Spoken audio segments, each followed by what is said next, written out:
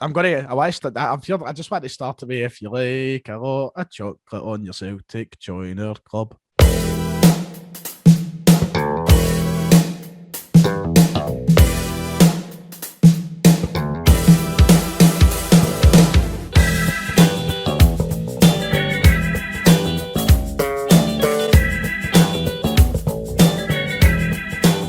Ladies and gentlemen, welcome back to the Sellik the Thunder podcast. I'm your host, Ryan Fitzsimons, and as you can see on screen today, it's only two of us. It's me joined by the other Ryan. We've lost Kieran to a unforgiving hangover. Callum is playing with his new pet cat. Other Callum's working. So it's just us two, mate. How you doing? Making me laugh with that comment, the cat comment, especially the one in the group chat was a wee bit worse, but I'm doing not too bad.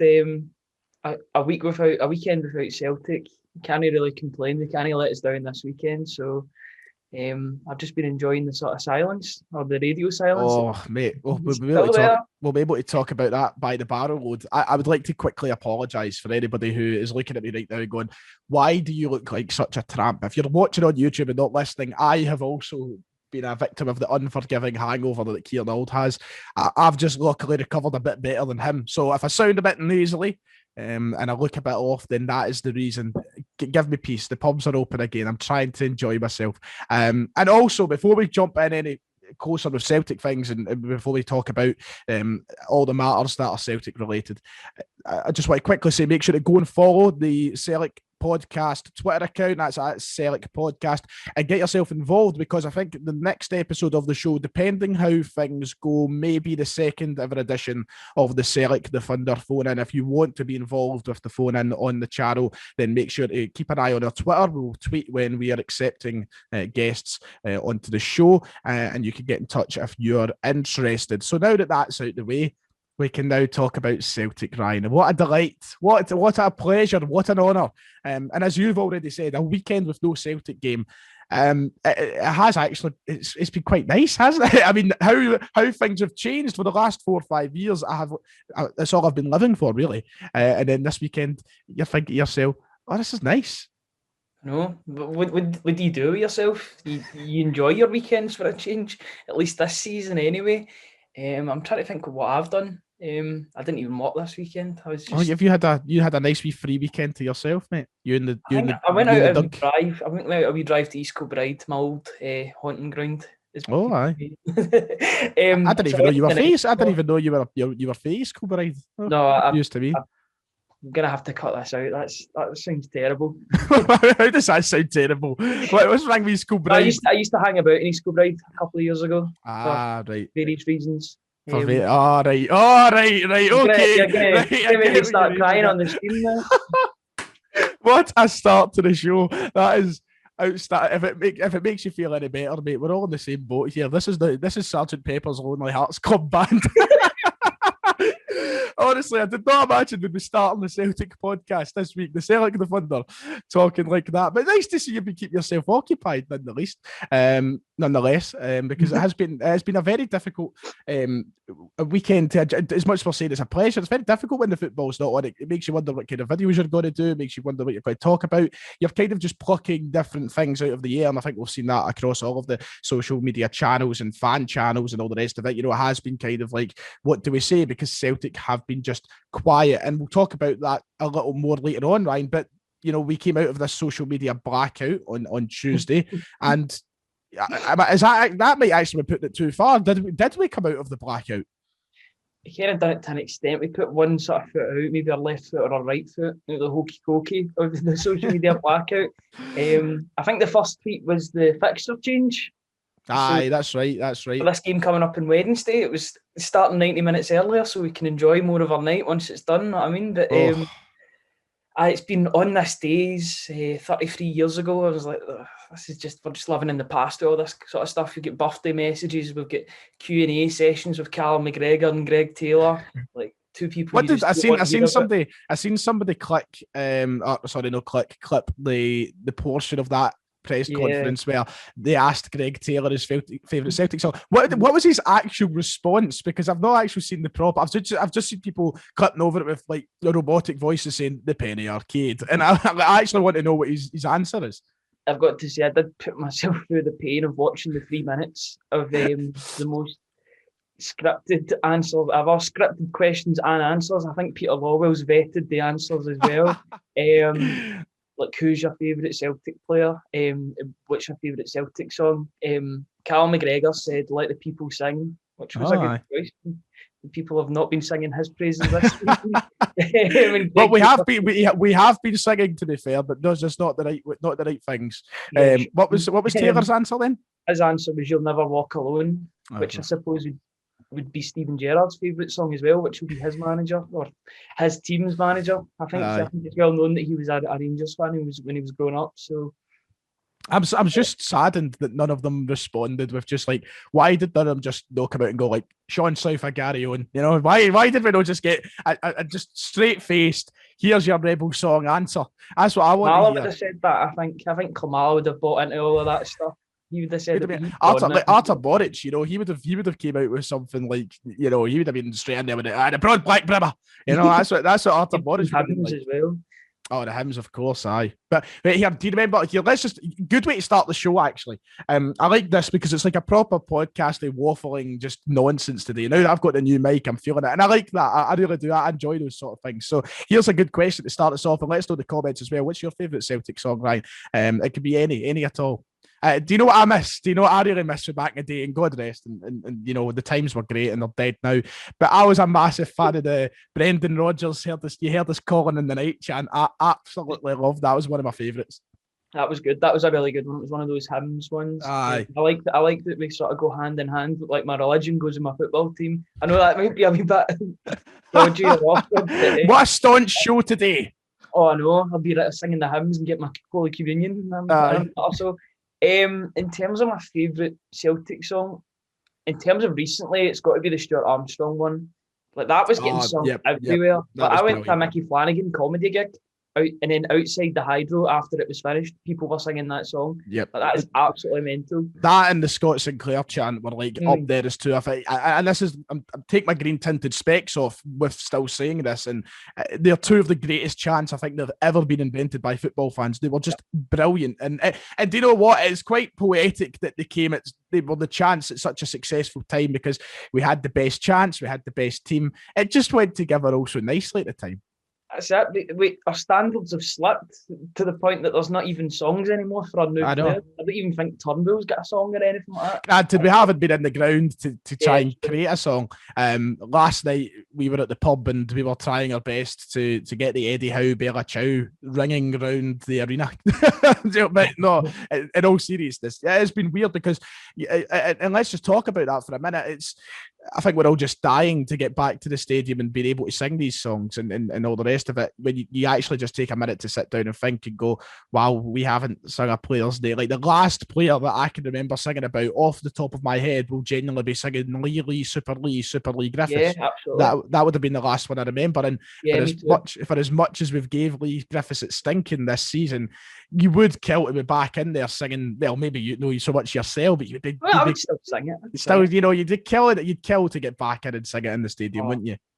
Absolutely. I can't believe it's been over a year now that we've not been in the stadium. Like, the only time I've actually been back up at Celtic Park was to get the new strip when it came out. That's right. Strip, new top. I wouldn't wear the full strip.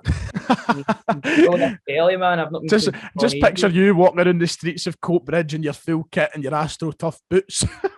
Just blending out on my forehead or something. I've been lucky enough to be up a couple of times for like filming videos, and obviously I stay much closer to Celtic Park than you. I could literally walk there in 5 minutes. But it's crazy, you know. That's a full year we've not been in the grounds, and of course we're now starting to see that light at the end of the tunnel, which is nice. And we're talking about fans being at the Euros, for FA Cup final. There should be at the Scottish Cup final, but because Hampden's being used as a Euros ground, even though it is nonsense, really, I don't see how it makes any sense. But we're seeing all these crowds turn up for games now. I think that I think I'm confident we'll have a full stadium at some point next year. I don't know if we'll start the season with 60,000, but Boris Johnson's came out and said he wants social distancing scrapped by the end of June. He wants people going on holidays, and he wants people back. We had 4,000 people at a test. Look, if you can get 4,000 people at a rave, right, and I know the numbers are wildly different, right, but raves are some of the, when you think about it, if you generally sit for a minute, they're very unhygienic. You're packed in a tiny hall with 4,000 people, shouting, drinking, and not, that's not against raves. I'd kill to go to a rave just now, but you think about that, there's no reason why you can't get 60,000 in Celtic Park when you're sitting down and you're being quite measured in a normal game. No. The atmosphere at a rave is obviously very, very different. Even socially distanced, I know I hate that term. I feel like it's becoming ingrained into our everyday lives, and it has, because it's all we've known for the past year or so. But the fact that Celtic Park's one of the biggest stadiums in Scotland, was it something like the second after Murrayfield? Murrayfield, yep, second after Murrayfield. I mean, even if we were to get 10, 15, 20,000 people, you could spread them out like that. One in every three spaces, you could just spread them all out. Yep. Anyone that you have to have a negative test before you go in, but I don't see why we're not doing test events just now, because we can't be forgot about forever. The fans can't be sitting watching a stream forever. Yep. We've got to make that move back into normality, because I feel like we've become too comfortable with this in a way. We just need to get back to normal. We do. And I know a lot of people are very sceptical about being back in normal life. And I've been lucky enough to receive my first dose of the vaccine. I got mine last week, so I'm feeling much more comfortable and confident being outside. And to be honest, I've been working through the entire thing, in Tesco. To me, I feel like I've been in a lucky place mentally where it hasn't so much bothered me or scared me off doing things. But I hope that we do, and I know this isn't very Celtic related, but it does apply to the football grounds. I hope that we do need to get back to the point where normality has to resume. Yeah. And that's not me saying, I don't want to be looked at as Boris Johnson saying, let's let the bodies pile up high, because of course that's not what you want to say. But as people get their vaccines and that, we do need to return. We can't live like this forever. And football is the very centre of all of that, I think, in the terms of we need to get back to the game being normal. And the game has been so... Number one, it's just been satirized as a sport in terms of everything else. Never mind this. You throw this in, and it feels like it's became a sort of fantasy game, sort of non-existent entity. It doesn't seem like it's been real over the past year. And obviously that hasn't helped with on our side, because we've been so bad. We haven't had anything to sing and shout about, whereas Rangers fans might turn around and say, I've enjoyed the last year because I won the league. But really, let's be honest, let's sit down, for as good as it is Rangers fans need to have won the league, has it really been the same? Has it really been something to sing and shout about? Well, of course it is. I'm not going to take that away from them. But how different does it feel just not being there, Ryan? The football as a sport needs to get back to normal. And when it does, then it's got to be. And I've enjoyed this past season in terms of wider football, but it's got to be better by tenfold, isn't it? Yeah, it's very much a social thing as well. It's not even just the football. It's the going to the games with your family, your friends. Going for the pint. Going for a pint, having a drink in the car before you even go to the game. I know maybe your routines are different. I go in with my uncle and my dad and my cousins. Shout out to them. Not seen them in ages as well. That was just so normal every second week. Or if you had maybe a European tie, maybe get 3 or 4 games in 2 weeks, which was great.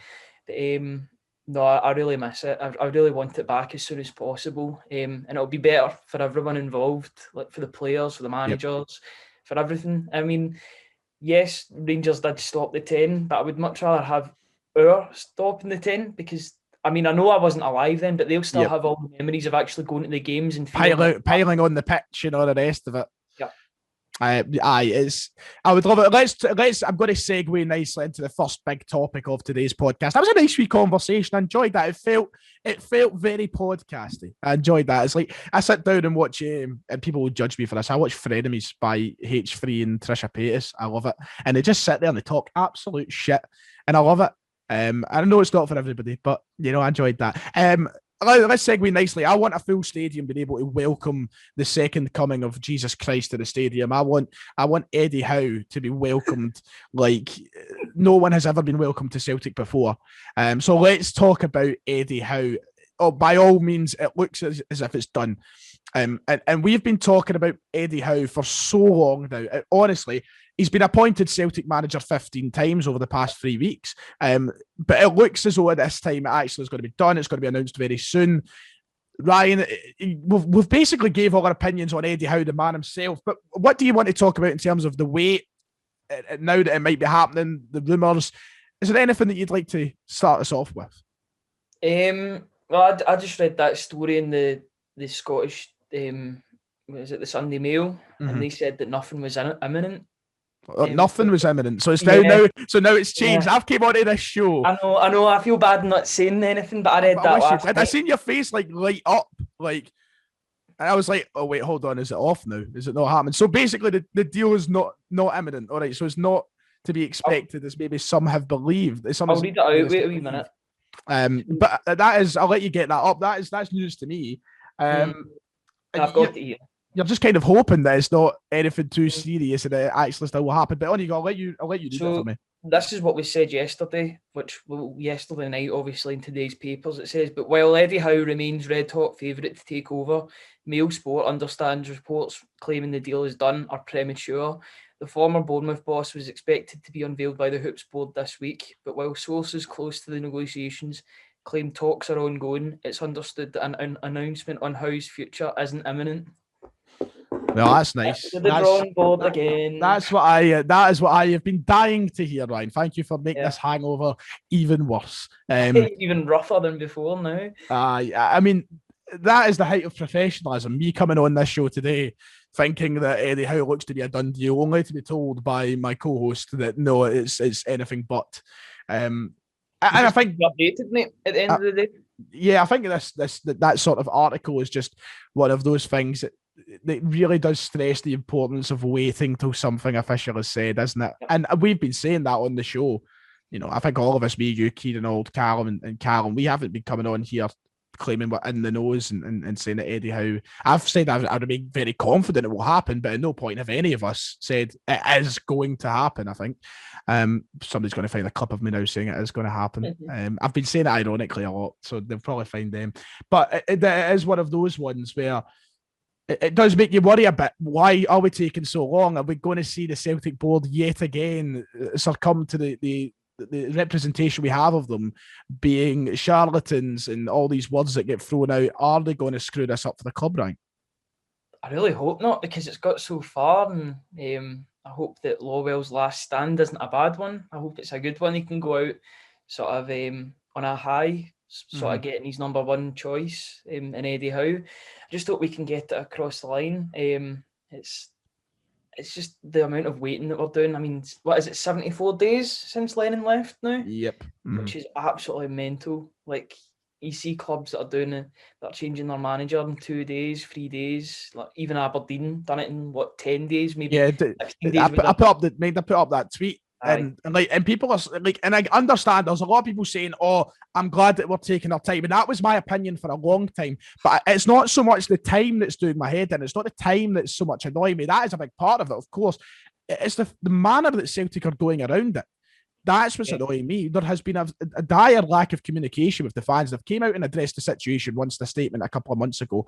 And they said, oh, we're searching, we're looking, blah, blah, blah. But it just seems like it's so...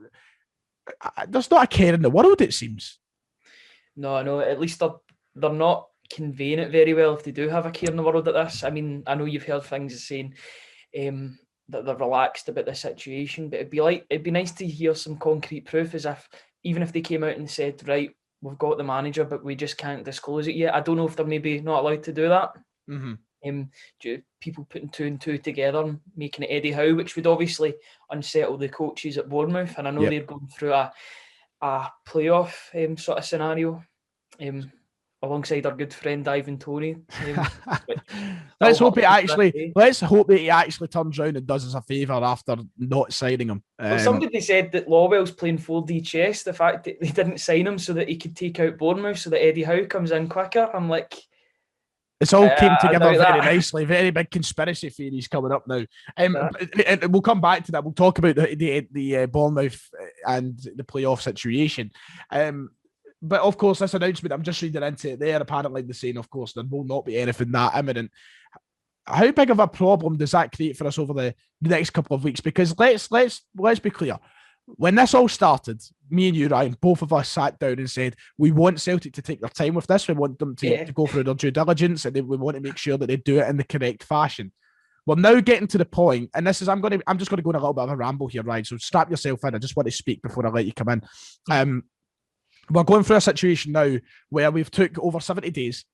The season is almost complete. We have 2 games left. 1 week. We have 1 week until the end of the season.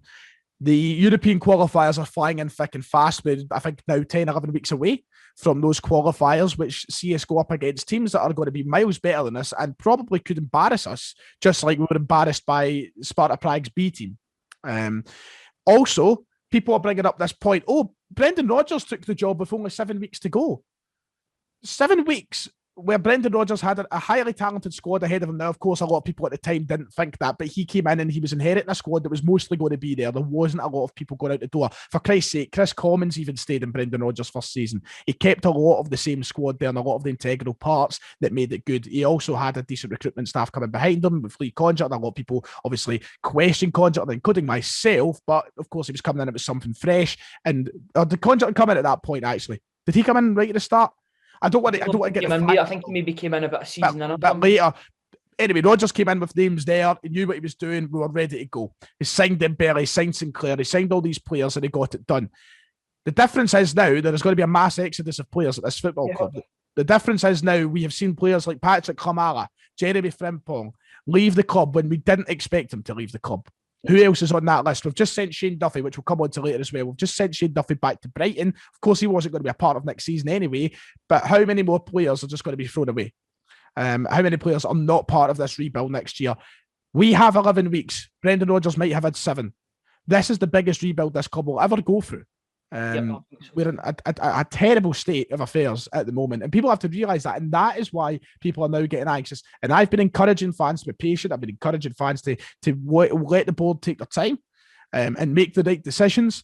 But we're now getting to the point where things are going to get worrying. Rangers are already out signing players, Ryan. They just signed Fashion Sakala, who's been doing really well for Ostend this year in Belgium. Yep. They're on the ball. They're ready to go for next season. Us, we couldn't be further away from it. You hate to say it, but they're getting run better than us at the moment, I would say. And that should never be the case. Obviously, everything that happened in 2012. How has this happened? Like, how have we lost our grip on the sort of dominance of Scottish football as well? Because this season's been just a total disaster from start to finish. You're right, 11 weeks. We've got the Champions League qualifiers, which I've got to be honest with you, I'm writing off. We are not getting through the Champions League. No, not a chance. Right, do you know what? I was saying this last night to my mates. Kieran Aldo, of course, was there too when we were at the pub, and I was saying I don't have any hope of us making the Champions League, but I guarantee you, when Eddie Howe gets made manager, he starts making signings. I'm like, we've got in the Champions League, man. We're winning the Champions League. We're gone. Exactly. But in all seriousness, I think we can sit down and be honest. As of this moment right now, there's no way we are making the Champions League next season. Not at all. I don't think so. I think I'd be quite happy if we were to get to the group stages of the Europa League and compete from there. But I think even if we did get into the Champions League, I think we would get a similar sort of scenario to Brendan Rodgers. We'd get cuffed off the bigger teams. Right now we're in a complete transition, and there's players that want to go. It's quite obvious that is the case, and we're going to need to bring in replacements for them. And they won't get what it's like to play for the football club until about 5-6 months in, when they know what it truly means to play for us. Because, I mean, we're still a big deal regardless of how bad we've been. It's still a massive thing to play for us. So it'll be important. I can't see us getting through to Europe in terms of the Champions League at all. And people are I've seen a lot of people making the point like, you're talking about Eddie Howe doing it. You'll have a list of players that he'll want anyway, and they'll have things sorted, be working in the background doing that. If he is going to be banging the tables. If he's going to be Celtic manager, he'll have this list. Right, that's all very well and good. I hope he does. Of course I do. It's not as simple as showing somebody the list and going, right, get him. They're not going to be there within days of Eddie Howe's arrival. This is a negotiation process. This is our board we're talking about as well. Yep. It's not as if we've had a complete clear out of the board and we'll all of a sudden get that X amount of money to spend on players, it's still going to be roughly the same board. The only thing that's changed is maybe the chief negotiator and Peter Lawwell's leaving. Hopefully, I hope he leaves permanently and not maybe fade into the background, which I could see happening. I could see us totally doing that and him still having some sort of control on the club, which would be counterproductive in the grand scheme of things, because it's supposed to be a fresh rebuild and it's supposed to be this new dawn, this new era. But we're still Celtic at the end of the day. We're still going to find it difficult to attract players or sort of top quality players, especially with the predicament that we're in. We're at a point that maybe players would be more inclined to play for Rangers just now than Celtic, and it's not been like that for about a decade. Yep. Which is a bit, so it's a bit of a shock to the system. It's a bit of a shock to the system, isn't it, as well, for a lot of fans. I think it's a bitter pill to swallow for a lot of folk that accepting that reality. that is the case at the minute. Important. This season was so important, and it quite obviously wasn't underlined to the players or made that much of a priority that this season was the be all and end all for a lot of fans. Yep. And for the club financially as well, because they could have made so much money off the merchandise over doing the 10 in a row in that. I know. I mean, people would have lined up to get their 10 in a row special edition fucking training t-shirts. You know, that's the reality. They allowed it to happen. Yep. They allowed it to happen when they've got nobody playing but themselves. Us fans, we can't, you know, and that's you look at everything this year and now how it's going with this whole Eddie Howe situation. It's almost like they want to make a mockery of everything because it just seems like it's for the banner at this point. I don't fully understand. Yep, there's a lot of things that I'll never forget about this season, the way they just allowed that run to happen in October without any consequence to the manager. And then they could have changed it in January with bringing new players in. They didn't. They sold Frimpong and brought in a loan from Everton who wasn't getting a game, who was away in Germany the season before, and a bad team in Germany at that as well. Maybe sort of got a good experience from there. But no, there was a lot of bad things that happened this season. I realise that I'm totally rambling on with this, but I feel like I've said all the same things. It feels like every week we just need to repeat certain points to drill through how bad it actually has been. And they allowed it to happen at the end of the day. So, they allowed Dubai to happen. They allowed Rangers to go, 23 points clear just now? Yep. Embarrassing, mate. It is completely embarrassing. To take it back to Eddie Howe, and I want to bring up one of the earlier points you made about, we're talking about the Celtic board and how negotiations and such go and how long this could all actually take. I want to use the example of Al being a Yeti. I think that Al being a Yeti, the first time I heard his name linked with Celtic was a good 3 or 4 weeks before he actually signed for the club. Yeah. If you're talking about 10 players that we need to sign this summer, right? It might be as many as 10, it might not be. But I look at the team right now and think we need to sign about 10 players. We need an injection of players. I look at that and go, people are saying be patient, all that.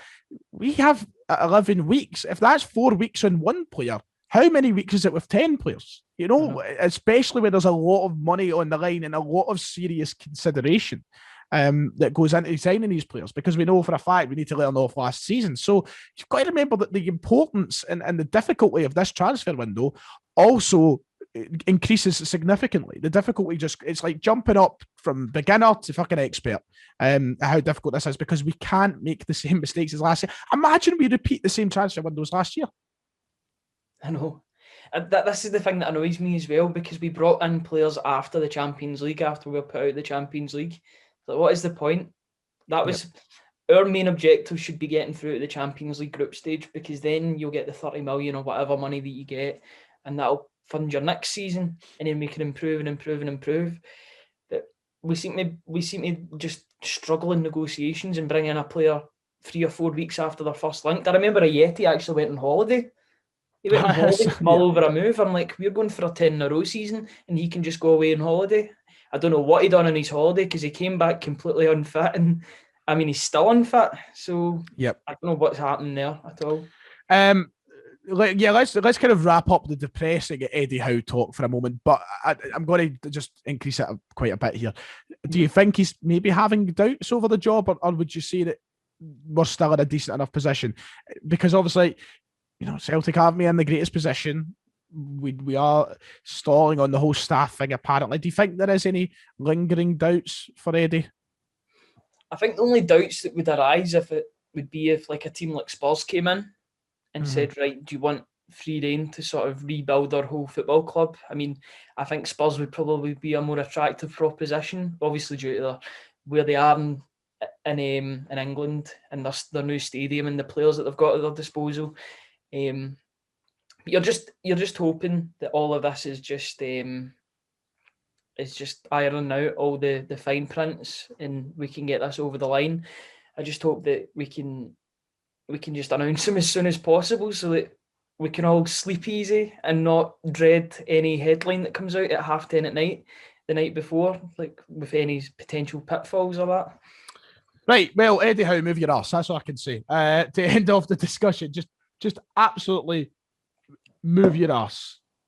Just that's all I want. Yeah, pretty much. Just a significant moving of the arse. That is all I can ask for. Yeah, so we'll wait and see over the next couple of weeks. I was hoping that maybe Wednesday we could have a live sort of, this is Eddie Howe arriving show, but that is now looking like it's not being serious there. Going to happen. And now, yeah, it's a great fun. Yeah, okay. Shane Duffy's gone, right? Back to Brighton. He's left the club. I've already made a video giving my 2 cents on that. So I'll open the floor up for yourself, mate. How do you scale this in terms of who's our greatest ever signing? Where does this scale on Henrik Larsson to Marc-Antoine Fortuny? Below Marc-Antoine Fortuny for me. In terms of the fanfare that came when he arrived at the club, this sort of no-nonsense defender. I remember seeing a tweet saying, for a no-nonsense defender, he gets involved in a lot of nonsense in terms of his defending. But no, a complete disaster. I remember on his debut, he could have got sent off for a last-man challenge. I was like, we need to watch out for this guy. And I know he had a couple of goals in his first 2 games, and people thought, oh, we're going wrong. Well, you've seen my clip. Yeah, I've seen your clip. I watched that the other day. It was quite funny, but that's the sort of thing that you have. You're on a public platform, and your thoughts are going to get remembered and clipped and that and used against you when it doesn't go well. But I mean, we were all saying that. All the Celtic fans were saying, right, well, we've got Shane Duffy. He knows the club. You saw You just reminded me. I was about to say there. You just sounded exactly like Thomas Sheridan. We've got Shane Duffy. That video that I showed you the other day was the funniest thing I've seen with the clown music. I mean, I know he's had a lot of problems as well. I know he had a bereavement in the family as well, and obviously with COVID he couldn't properly settle in Glasgow. But I mean, come on, he was absolutely dreadful, let's be honest. Disastrous. And it's like I said this in my video. I'd never want to feel like I'm piling on to the guy, especially after the year he's had.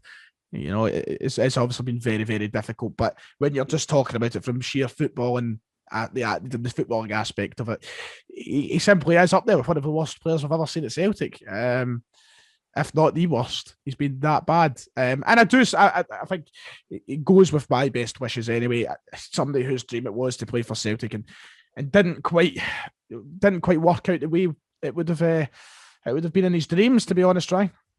He played like a competition winner. That's the nicest thing I can possibly say. He just looked totally out of his depth playing for Celtic. Obviously, I wish him well and hope he has a good rest of his career, but I don't think he'll be talking about it in interviews towards the end of his career with much positivity, that's for sure. Do you know what just before we move on to the next subject, I was thinking about this the other day, like, see when you are, like, playing terribly, and this isn't just Shane Duffy I'm talking about here, it's just been anybody, like, see if it's going horrendously wrong, you're getting laughed at on social media and blah, blah, blah, and all the rest of it. What do you think your pals say when you go out for like a drink? Did they address it? Do they just awkwardly not acknowledge it to try and, like, how does that, like, do you sit down and imagine you're like Shane Duffy's best mate, you're out for the pint, you're like, Shane, you're fucking shite this week, mate. Like, did it just brutally honest? I've always wondered that. I don't know. I mean, or do you disguise? Do you give it the whole unlucky mate? You tried. Did they get that? Unlucky. Well, he definitely was trying. It's just his best wasn't good enough for Celtic. I mean, some of the compilation videos of him defending, or what you could call defending with the bunny ears. I mean, awful, absolutely awful. The Lennon buddy ears. And to be fair, John Joe Kenny's ran him close in terms of worst signings this season, but I think Duffy would probably take the cake because he done it at a pressure-filled sort of part of the season, sort of like that October-November run. His performances were kind of key to our downfall in that sort of month. Yep. So it was just a nightmare for him. Hope he does well with the rest of his career, but it just did not work out for him at all. Okay, that's the Duffy segment done. And thankfully, I think it will be maybe the last ever Duffy segment on the Sellik and Thunder. I don't think we'll ever really be talking about him again unless we do we are actually going to do a worst players special one day, so we probably will talk about him again. Yeah, we definitely will. That's for sure. And he'll be one of the first names in the sheet, sadly. Right, okay, let's move on. Do you what annoys me today, Ryan? The fact Kieran's not here, because I really want to do the quiz, and I really want to use the graphics, and I really want to just have fun with it, and I can't because Kieran's like deceased. It's pure difficult doing a podcast as well with two people, because I'm like the main sort of, like, you'll say something and then I'll give my opinion on it. So I've realised a couple of times I've pure waffled with what I'm saying, which is a nightmare. But it's just adjusting it to it, isn't it? It's like, how do you think I feel when I sit here in front of a camera for 10 minutes and I've made like every point in the first 4 minutes? I'm like, fuck, what do I say now? Celtic have made that really easy for you this season, though, let's be honest. True. They've given me time to fill. Right, we'll move on to one of the last kind of topics before we move on to the Twitter questions. And this is one that you raised in the group chat, Ryan. Loan players returning to Celtic. How excited are you to see some of them come back, Ryan boy? That's if we see them. I mean, you see these players coming back from their loan and you never hear from them again. Maybe they go out on loan again. But there's a couple that I would like to see given another chance. I'd like to see Luca Connell especially given another chance. I mean, I know he's been playing in League Two and I know he should be sort of head and shoulders above everyone in that league. But his performances and his goals have been really, really good. Yeah. I'd really want to see Leo Hilda get a chance in the team. I would love to see him getting in the team. He's been doing really well at Ross County, and obviously John Hughes is full of praise for him. Big Yogi comparing him to Virgil van Dijk, in fact. Like, I don't want to get into that hype at the moment. We'll wait and see and take it a game at a time. But players, you know, they certainly, I think we've obviously got to realise that the club need improvement in terms of quality, and a lot of these guys might not get into the first team straight away. That is understandable, but there has to be a development plan in place to able them into that team as time goes by, to kind of bring them on with whatever they want to try them out. We've got to keep it consistent. It can't be one every 4 months to get a chance to park. It can't be like Karamo Dembele, who broke into the team then wasn't seen for 2 years. It has to be a structured developmental plan, which under Eddie Howe, I believe, would be there, but it's something that we need to stick to now. Yeah, absolutely. There needs to be a clear pathway from the development team or the coach team that's coming next season to the first team. Yep. There needs to be a clear path for these players to go into the first team. Otherwise, we'll just get lost. I mean, how many first team players have broke through, or how many development players have broke through in the past 5-6 years? Yeah, let's try and name them. Right, since Dyla's last season. Because that brings Tierney in there. So Dyla's last season has been Tierney. Guess we'll give McGregor a wee shout. I know he was maybe a year or two prior, but we'll give McGregor his spot here. We've had Tierney, we've had McGregor, Ralston. Is that 3 players? Welsh. That's 4. Ewan Henderson to an extent. But I suppose. A couple of times as well. Yeah. Ewan Henderson was supposed to be a really good player. He was supposed to. I mean, I remember him playing in Rodgers' last game and then Lennon's first game, and then all of a sudden we just heard nothing from him for about 2 years. And then obviously now he's at Dunfermline. Yeah, because he wasn't even. He was on the bench in the whole Dubai fiasco. I remember I was like, why is he not starting? I remember. He'd be one of the most experienced players in that team at that point. Why is he not playing? It's just these plans are all over the place, and so there we go. So over the last 6 years, off the top of our heads, we can think of Hazard as well. 6 players and 6 years, a player a year. You think about how many players are in these development teams in terms of like the generations. What is there? Like there'll be about 15, 20 in every year when you think about the starting 11 plus all the subs. the fact that we've only got 6 out of about like 5 or 6 crops of them, that's not good enough. You don't see teams like Bayern Munich. I know maybe they have a different pool of talent, but to be fair, they do have some of our players that are supposed to be in our development team. Sean Morrison's over there, isn't he? Yep. But they've got players coming through even on the bench, even sitting on the bench. It's Liam Morrison, isn't it? I said Sean. Mm-hmm. It's Liam Morrison. Liam Morrison. Liam Morrison. I got that one wrong. No, yeah, absolutely. And I know people will continuously say, "Oh, you can't compare us with Bayern Munich. You can't compare us with Ajax." And yes, we can. But we literally can compare ourselves with those clubs. What is the difference? That's a stupid question. What's the? I don't mean in terms of course, Bayern Munich are one of the best and biggest clubs in the world, but in terms of young players coming through into a football team for a major club, there's no really much of it. Maybe the quality in players a bit better, but the system is still the same.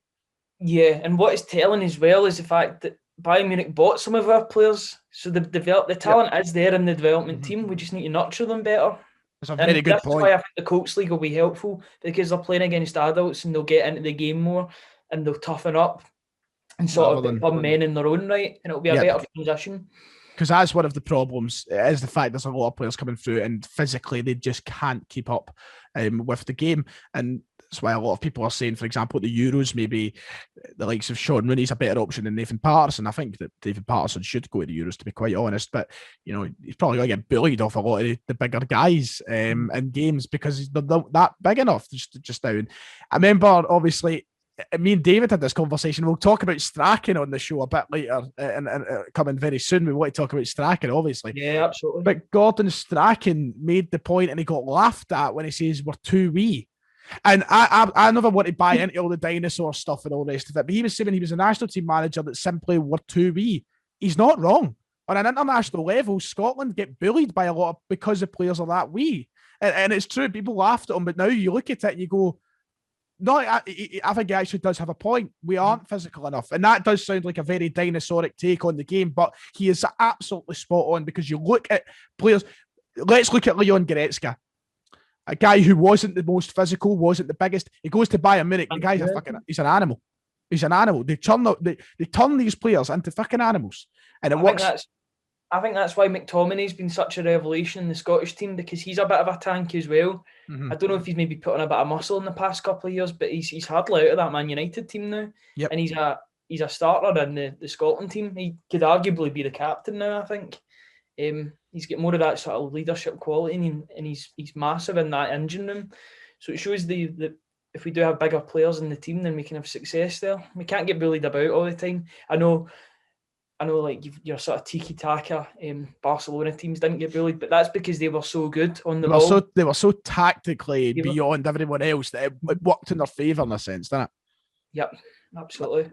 Look, let's just hope that younger guys come through the squad and get a chance. We'll wait and see going into next season in terms of recruitment and who's deserving of being in this first team spots. It's going to be a very interesting conversation to have come the first game of 21-22's campaign. That's basically us covered the majority of topics, I believe, Ryan. It's been a good show today, but we're not done yet. We'll move on to the final segment of the show, and it is the Twitter questions left by you guys. If you want to get involved, as I said at the top of the show, make sure to follow us at Sellik Podcast on Twitter. That's SELLIK Podcast. And you can leave your questions in before every show. We try and involve as many folk as possible. This is what sets us apart from the crowd. I think I wouldn't even say that because everybody gets... We're inclusive. We're inclusive, yes. We'll start off with Matthew Duff, who, of course, is the normal quiz maker for the Sellik the Thunder. Yes. Sadly, no quiz this week because, as I said, Kieran's not turned up. He's asked, you can sign any, and he's capitalised any. So I'm assuming he means fuck the financial restrictions, fuck everything else, any. You can sign any player under 21 years old for Celtic on loan next season. Who are you taking, Ryan? Under 21. Aye. Have you got an answer for this? Because I need to come back on this. I think you'd be daft to pass up on anyone who isn't Erling Haaland. I think Erling Haaland he's 20 years old. He's under 21. Matthew has... Right, can we just clarify for anybody who is currently listening to this segment of the show, especially those Rangers fans who might clip this as if I'm saying Erling Haaland will play for Celtic next season. Let's be honest though, he could have, because we were linked with him. Right. I thought you meant he could next season. I was like, sorry. I was like, Ryan, are you okay? Am I going to have to kick you off the show?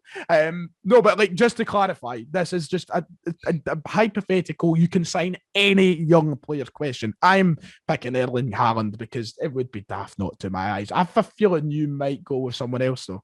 Yeah, you know who I'm going to say. Yes. My favourite under-21 player. I've just thought about him too. It's got to be Foden. He's going to be the best player in the world one day. No, he's not. He will be. No, he's not. No, the fact is, you see, this week, people have been saying, Mbappe or Haaland. Now people are starting to put Foden in that conversation. What about Jude Bellingham?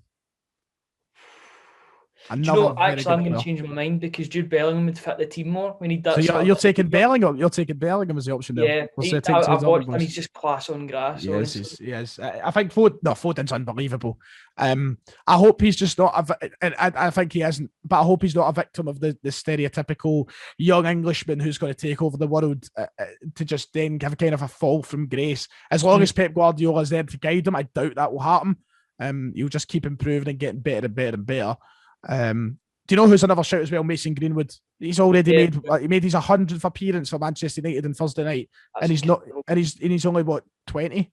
19 or 20? That is just absolutely fucking mad. Like, we are here, you're 23, I'm 21. We're sitting on our fat arse criticising Celtic. True. I can hardly put a sentence together in these podcasts too. And Mason Greenwood is making 100 appearances for Manchester United. I just have no words. I feel just shockingly annoyed. I just hate it. So, final answer. I'm saying Haaland. You're saying Bellingham. Yeah, it's got Bellingham. Bellingham. Nice shout. Okay, 2 Dortmund boys. Jordan Gray, good old Jai, who I was at the pub with last night, is asked, on a scale of 1 to Neil Lennon, how rough are you right now? Well, you're no rough. You're fine. Where are you on that scale? Because I am the photo of Neil Lennon with his teeth out after Livingston. That's how rough I am. I am Russell Brand post 2005. Totally clean. Totally clean. And just loving life. I'm jealous. I am honestly. I feel like I need this full-on body, spiritual, mental, every sort of cleanse there is. Where is this podcast going, by the way? Like, what has happened? Is this podcast? I can't speak. We're talking about Jude Bellingham and Mason Greenwood. Mental. Absolutely. You've got to love it. You've got to respect the hustle. You've got to. James, good old James, he's asked, is Gordon Strachan destroying all goodwill or legacy he has at the club with his comments slating the fans? So for anybody who feels out of the loop here and doesn't know what's going on or what James is talking about, Gordon Strachan basically, what is it? He came out and said that we shouldn't, what was it he said? Gordon Strachan talks a lot of pish, to be honest. So it's what day is he talking basically? But he's saying that we shouldn't know basically what's happening. Yes, the board don't need to tell the fans anything. That was what he said, wasn't it? He's such a kiss ass to Lawwell. I actually really, really dislike him. I know you like him, but oh my god! And well, I did like him. It annoys me that his son's there as well. Aye. He's sort of got. I bet you they have phone calls after training and that, and they can talk about who's been good in that on the training ground. And that really annoys me. It really irks me. I know he was a great manager for us, but I don't know. He irks me. And I honestly loved Gordon Strachan, even up until I loved him at Scotland. I loved him at Celtic. I've always been a big Strachan fan. But over the last year, he's really, really, and as James has said, he is destroying his goodwill at the club. And a lot of people are seeing that. There will be people who, I don't want to throw out the word blindly, but I think there's people who will blindly always like him no matter what he says because of what he'd done at the club. Yeah. That shouldn't matter, you know. People could do a lot of good, but if they go out and murder someone, you're not going to remember them as a good guy, are you? No, I'm not comparing Gordon Strachan. I'm not comparing Gordon Strachan. That's like the same as the other comparison. The only thing that really annoys me with Gordon Strachan is that, you see, if it's me or you, our opinion won't count because we haven't played football professionally. Yes. It doesn't matter. Whatever we say here, it's not valid. It's uneducated and whatever. Yeah. And that is annoying. That is really annoying. I think that fans have really, they go on, and it is so contradictory because they bang on about how important the fans are, and they bang on that they want them back in the stadium. And Gordon Strachan multiple times this season has spoke about how important the fans are on Celtic TV. For then for them to come out and say the fans don't need to know anything, and all these different comments throughout the season, it is so contradictory. It's just, he goes off in these weird tangents on that Past the Paradise as well. I make it a habit if I see him on the pre-match show to log in like a minute before, so I don't need to listen to his nonsense. Remember him talking about Liverpool during a Celtic preview. I'm like, what are you doing talking about Liverpool? This is Celtic at the end of the day. Yeah, like, nothing to do with Celtic at all. No, he just chats a load of shit, to be honest. Connor Carr saying rumours starting that Brendan Rodgers is wanting Odsonne Edouard. Do you think Leicester will give us a decent price as he knows how good he is opposed to other clubs? I think that I'm starting to doubt that we'll even get 15 million for him. I really am. And I think we should, obviously. I think we should get more than 15 million, but I am starting to get the feeling that people are going to realise that he's only got 1 year left in his deal. Celtic are desperate, and we'll start to take offers below £15 million. If I'm being quite honest, I see it heading that way. I've got to be honest, I think we'll get less than 10. I think we'll get 8 or 9 million. Mm-hmm. Wow. He's only got a year left in his deal. Do you think the board? Well, I was about to say it's a pretty stupid question to ask. I was going to say, do you think the board will allow him to go for less than what we signed them for? But at the end of the day, they'd rather fucking 7-8 million than no money, wouldn't they? Yeah, I mean, it's the fact that if they don't sell him in the summer window, then he can go and talk to other clubs from January, and then. I mean, I don't know if Leicester are that desperate for a striker, to be honest, because they've got Iheanacho. Iheanacho's banging him in at the moment. And Vardy is just doing Vardy things at the moment. That's what he does. I think in terms of the teams that he's been linked with, I think Leicester would make the most sense to Edouard because he's obviously worked under Rodgers, and he would really fit in that team as well. I think he would thrive at a Leicester more so than maybe at an Arsenal. Because I've seen him being linked with Arsenal before, but I think that's just a Arsenal and French players. But Arsenal are just a nightmare at the moment. I don't think he wants to involve himself in that sort of from one dumpster fire to another. Yep. Especially with the uncertainty surrounding Mikel Arteta as well. You know, there's no guarantee he'll be there. That is unless that Brendan Rodgers goes to Arsenal. Yep, might do. Which isn't out with the realms of possibility. Yep.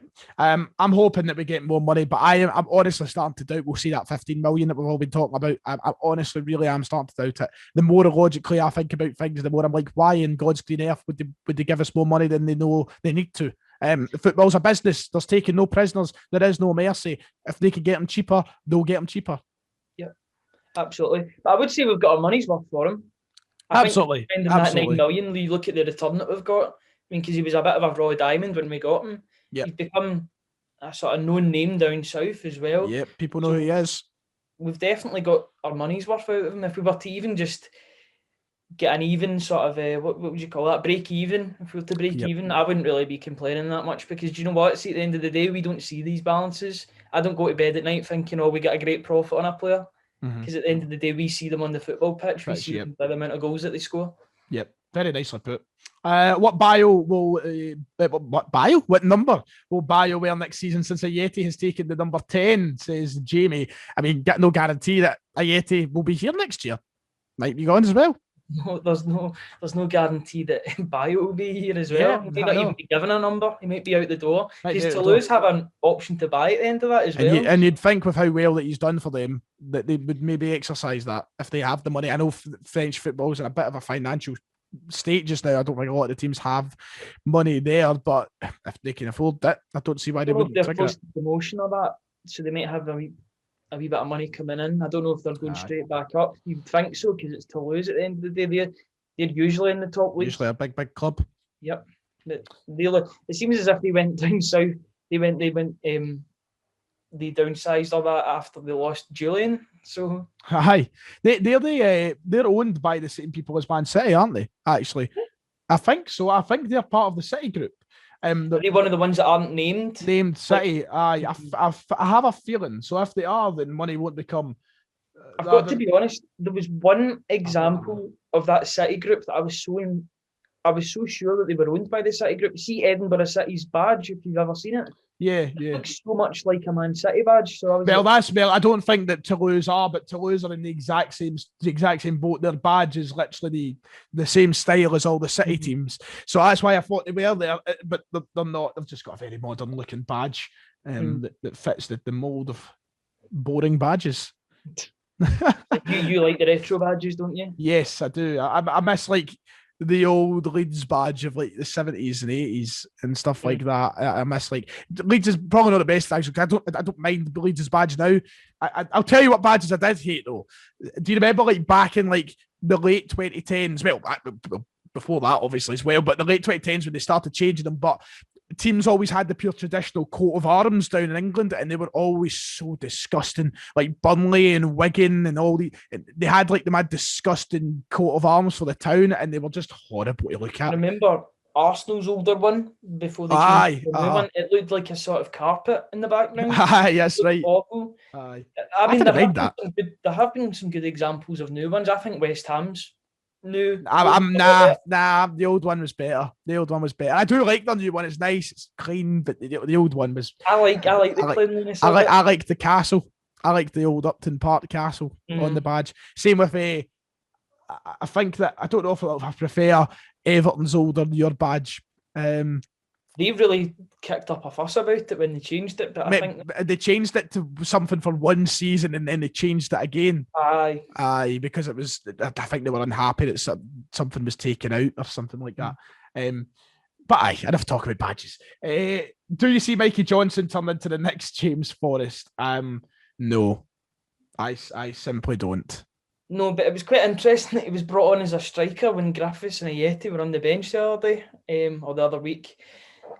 I don't think he's a striker. I know Brendan Rodgers played him there a couple of times, but he's not got the physicality to play up front. I think next season's a massive season for Mikey Johnson. I think it really is make or break next season. I know he got a deal? We got a new deal sort of last year, a new 5-year deal. So we obviously rate him quite highly, but it'll be interesting to see if he does come good.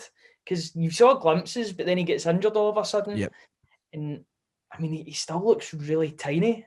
Like it shows you how small I am. I had a picture of him and he's taller than me, so that's quite bad. Christ. But no, I think he needs to go on the Ryan Christie, sort of gain a couple of pounds so that he can put himself about a wee bit more. I've never been, controversially, a lot of people don't agree with him, but I've never been on the Mikey Johnson hype train. Never. No.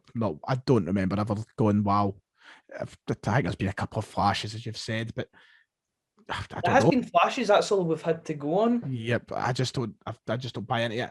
I was cheering Neil Lennon on when he told me fuck off at St Johnstone, to be quite honest. I was the complete opposite. I was like, this is the problem. I knew there was problems. See, when I seen that, I was like, I know how naive I was, but this was at the point where Neil Lennon was God to me. So I was just a bit, I remember. I remember knew you were going to bring that up, and I was thinking about that when you said Mikey Johnson. I was like, you just wouldn't. That's the thing. You would never see that under Brendan Rodgers. He may have said it in the dressing room, but Neil Lennon made it public, and that was the problem. And yeah, so there's a few more questions. How important is European football next season? We've kind of danced over that. Martin asked that. If Eddie Howe doesn't get the job, who should, in your opinion, says Connor? Well, let's not have that conversation because Eddie Howe. We put all our eggs in the one basket. We see if we even are considering another manager. Yep. It'll be an absolute embarrassment. Yep. It's Eddie Howe or nothing at this point, because if they do not get They've Eddie banked Howe, on it. Aye, if they do not get Eddie Howe, there will be fans protesting. They will be that angry because I think already the Celtic fans are getting a wee bit impatient. Celtic are glad to announce the signing of John Kennedy as permanent manager. That's what we're going to see. That's what we're going to get. It'll be Jack Ross when he lifts the Scottish Cup. Lawwell will meet him in the showers and be like, "Do you want a job?" How the fuck are you in here? I'm always here. I'm here and I'm always here. He's here and he's up.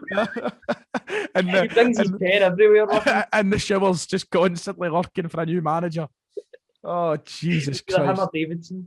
Aye, one of the two. They're sitting there just eerily listening for him. I've just got a really awful picture in my head of him in the shower with a pen, just sitting waiting there. Oh, geez. Writing on the walls, checking if the pen still works. It was working right. when Lenny signed. And finally, Aaron asks, shag, marry, kill. We always seem to get these on this show. No wonder we don't get invited to fan media press conferences. But shag, marry, kill, Ronnie Deila, Brendan Rodgers, Gordon Strachan. What are you doing? Well, you can't marry Brendan because he'll just fuck off and take somebody else.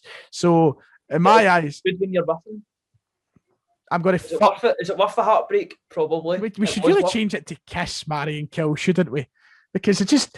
Very vulgar. Very crass. Very crass. And people will listening. We'll change it to kiss, marry, kill. Kiss, marry, kill. Ronnie Deila, Brendan Rodgers, Gordon Strachan. I'm killing Strachan. I'm kissing Rodgers. And I'm marrying Ronnie Deila. Because why would you not marry Ronnie Deila? Exactly. Why wouldn't you? Because he'll get... Your first dance would be great if you've seen his moves in the bar. Oh my about the place. God. Oh, I miss Ronnie. Remember those days? They were the days. Those were the days. And that does it. That's us wrapped up today's show. We've covered basically everything between the two of us. It's been a really good chat. I know, everything in general. Everything. We've spoke about just everything, mate. Just everything. Thanks very much for joining me, mate. Before you go, I'll say, as I always say, any final thoughts? Please, Celtic. I'm gonna look in at the camera. Please, Celtic. I just want Eddie Howe. Please just announce it. I'm struggling here. My wife left me. No, I just want Eddie Howe in the door as soon as possible. Bring Josh King with you if you want. I know you're against that. Yep. Just do the thing, or whatever they say. Do something, as John Cena would say. Do something. Make us happy, please. Aye, please, spit on the face. If you want to go and follow Ryan on Twitter, make sure to do so, as at will be in the description. If you've been listening on Spotify, please make sure to follow the show and share it out on all the relevant social platforms. And finally, if you're on YouTube, like and subscribe, help the podcast grow, help the channel grow. And we'll be back, as I said, hopefully next week with a phone-in, depending how things go. We'll wait and see what happens in the wonderful world of Celtic Football Club. If the manager's announced, that might get postponed for a week or so, but we'll try and have one. You got to remember, Ryan, this is it. This is literally the last week of the season. This is it all done now. Wednesday and Saturday, and that's us. Is it all Wednesday and Sunday? No, it's Wednesday, Saturday, isn't it? Yeah, because Sunday's the relegation playoff games. Yeah. So Wednesday, Saturday, and that's us. We're finally over and done with this season, Ryan. Thank God. And then we can focus on Scotland for a bit. I'll be starting next week's show with End of the Line by the Travelling Wilburys as the opener. I wish I knew the tune to that. But I don't know. What a song, mate. I'll speak for an hour on them, so I better wrap it up. Lads, thanks for listening, and we'll see you next time. Cheers.